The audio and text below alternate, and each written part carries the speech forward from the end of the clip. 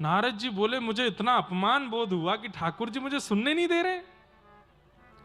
मैंने भी प्रण लिया, ठाकुर जी अब ये नारद तभी आपके सामने आ जाएगा जब इसको संगीत आएगा, संगीत सीख के आऊंगा मैं। और मैं तुरंत ठाकुर जी को प्रणाम करके निकला। कहां? ब्रह्मा जी के पर्सनल असिस्टेंट पीए कौन है? चित्रकेतु। चित्रकेतु जी के पास जाकर के मैंने कहा, तीनों लोकों में संगीत का सबसे बड़ा मार्तंड कौन है, उसका परिचय दीजिए। चित्रकेतु बोले, संगीत के सबसे बड़े विद्वान तो वैसे महादेव हैं, पर महादेव से ज्यादा विद्वान तो नहीं कहूंगा, पर हां कह सकता हूं कि महादेव से 21 ही हैं। कौन?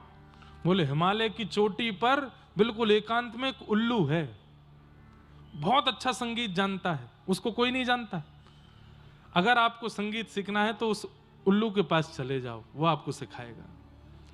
नारद जी महाराज बर्फ की पहाड़ी पर चढ़ के हिमालय के ऊपर उल्लू के पास गए और उल्लू देव से जाकर के प्रार्थना की, हमको संगीत सिखाओ।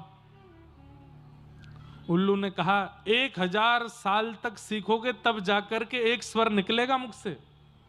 बोले, हम 2000 साल सीखेंगे, आप सिखाओ।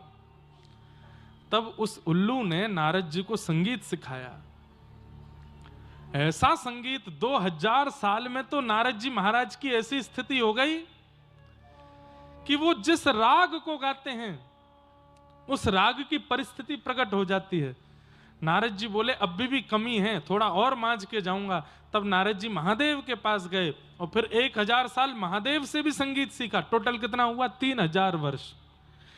3000 वर्ष साधना की नारद जी ने संगीत की।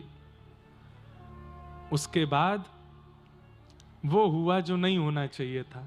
क्या? अभिमान आ गया नारद जी को। आप तो कमर कस के बोले, आ जाओ मेरे सामने, अब तो ऐसा संगीत आता है, मुझे ऐसा संगीत आता है।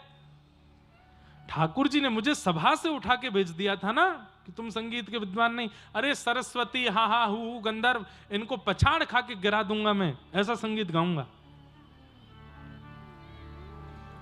अरे कहां तक कहूं, इस सृष्टि के रचयिता नारायण भी अब संगीत में मुझसे तनिक कम है। ये अभिमान चित्त में आ गया। इसलिए भैया मैं कहता हूं कि सर्वगुण संपन्न मत बनिएगा, थोड़े अधूरे ही रहिएगा, नहीं तो अभिमान आ जाएगा। धन में भी अधूरे रहो, ज्ञान में भी थोड़े अधूरे रहो, रूप यौवन में भी थोड़े अधूरे रहो, पहनावे उड़ावे में भी थोड़े अधूरे रहो, भजन में भी थोड़े अधूरे रहो, नहीं तो अभिमान के भागीदार बनोगे। नारद जी